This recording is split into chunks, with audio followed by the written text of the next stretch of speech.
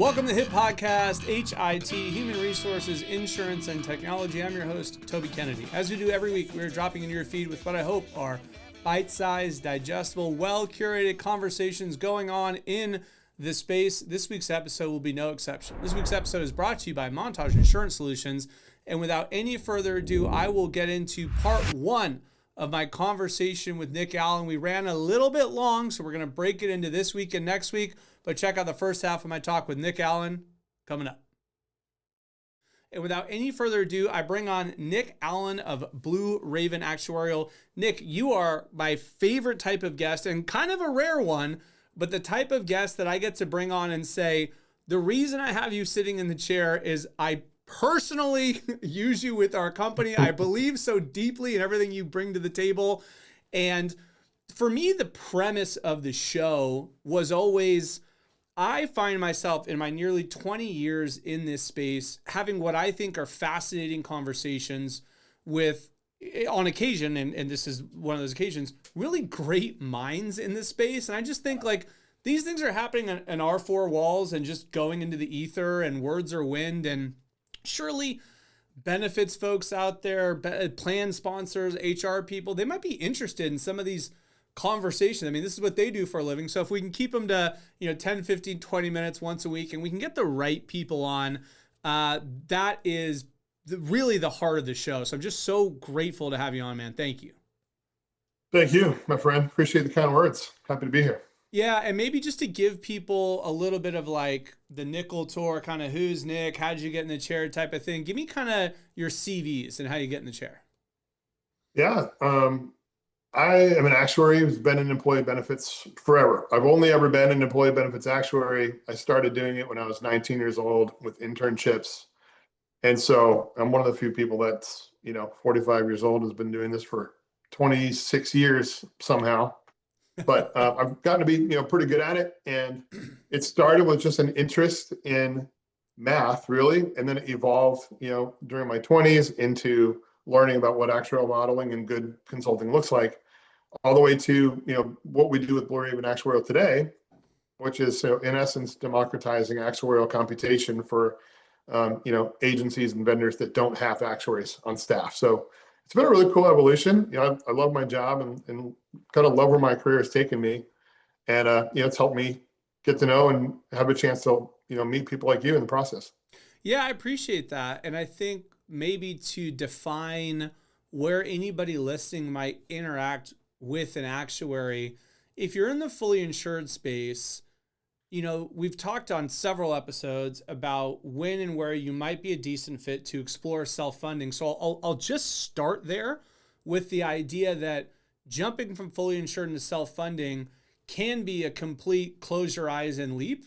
But I think Nick's kind of whole ethos and what I just nerd out so bloody much and love so deeply is like, there's also some math, guys. It doesn't need to be throwing a complete dart. Like there are mathematical equations that can really get you pretty close. We're not going to get you to the penny, but we'll get you pretty close. Yeah. I mean, I think that there's like there's a contingent of people in the benefits space who have been, going off of their gut and feel and like just basically vibing consulting. And but there is, for the most part, like the vibes that people have about moving to self-funding are supported by math. And so what we're doing, with the tools we make, but also just in the conversations that we're having, is helping benefits advisors have thought-provoking conversations that are backed with some kind of, computational or objective approach. So what we've really done is just built a framework that helps, add some, math around things that I think people felt and believed anyways, but then we've made the math part easy to integrate into those discussions, ultimately to help you have a more productive discussion with a prospect or with a client. Yeah. And then therefore you can really arrive at feeling like your self-funded feasibility has been analyzed, it's been modeled, and you can look over a multi-year chart to see, like you said, the vibes tell me this might be a decent idea, but there is ways to get math behind it. Yeah. And the thing is that, when a plan sponsor is thinking about this topic and they think about self-funding, this is just like one of the things where with a lot of other areas, they're relying on, their advisor just to kind of tell them what to do. But with self-funding, it always seems like it needs to be their decision first, Yeah. and then to get their advisors like buy-in. And a lot of the people who are making this decision are people who are, they're quantitative people, right? They're like CFOs, or they're data-driven CHROs or benefits managers. And so when we talk about this topic in particular, and this is the one that you and I are both passionate about, it has to be talked about in such a way that we're not talking about self-funding as like a product idea. Mm-hmm, It's mm-hmm. more of a motion, right? It's a motion towards like a different, almost like a lifestyle, but within benefits, Yeah. right? So we're talking about it with them as a new way to think about benefits versus, it being a sort of transactional idea where it's, oh, well, you have a conditional issue, here's the point solution for that. Or, you have this TPA, you might want another one, here's some solutions for that. So it's a different kind of conversation. And it's one in particular that helps not just keep groups, but also win new deals. Yeah.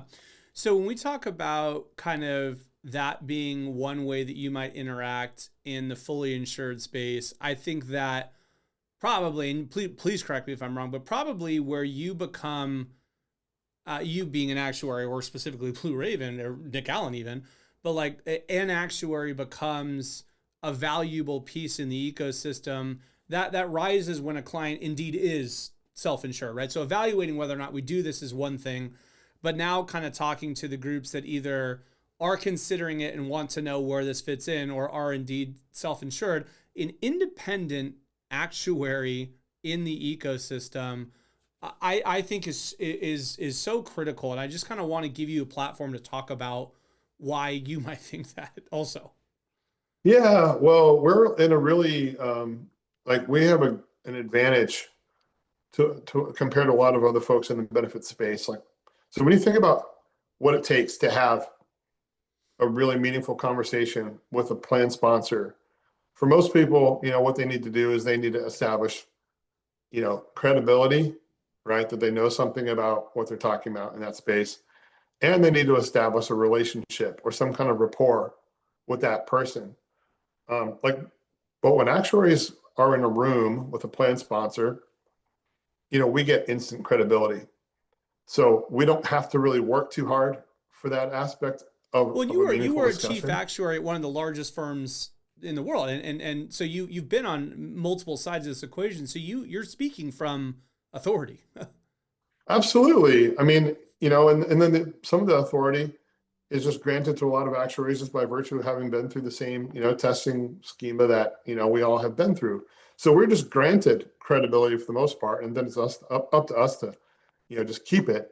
So really, one of the nice things about being an actuary is we can just focus on rapport and relationship building. So if we can show, anyone that we're talking to, and that can be an advisor or a plan sponsor, like, hey, we are somebody that you can trust when it comes to making difficult decisions about your plan. And by the way, we're sociable enough for you to feel comfortable talking to us about it.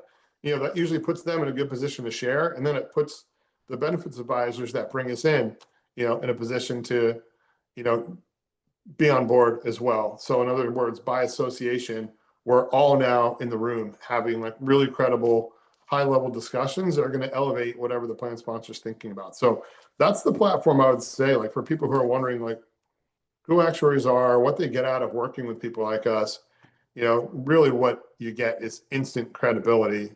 And with the right actuary, super thought provoking conversations that lead to, again, I keep coming back to closed deals, but that's what everybody wants. Well, and So even let's say you are a plan sponsor, credibility with your CFO, credibility with any ERISA evaluations, credibility with yourself to know when you arrive, credibility with the union. Let's say we've got a union environment and I need to arrive at premium equivalent rates because I, by contract, it's supposed to pay a certain amount of the healthcare spent.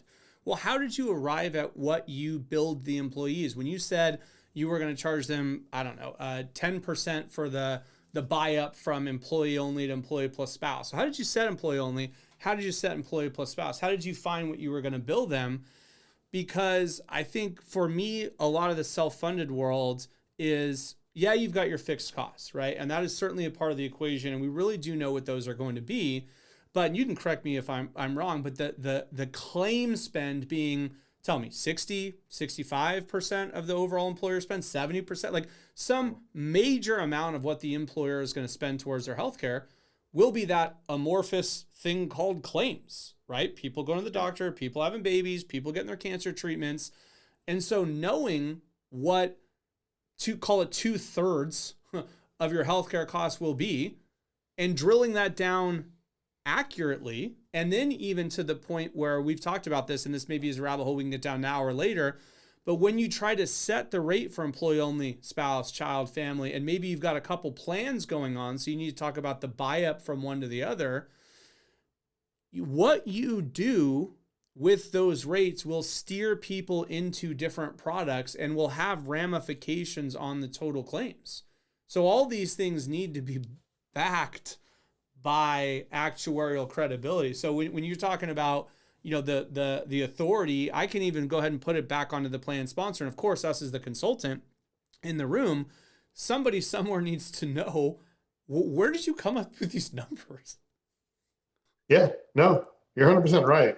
And like what I found, again, after being in this business, 25 years, is that there's a big enough competency gap with a lot of agencies where just having that credibility in your meetings with your clients is enough to keep them for a really, really long time.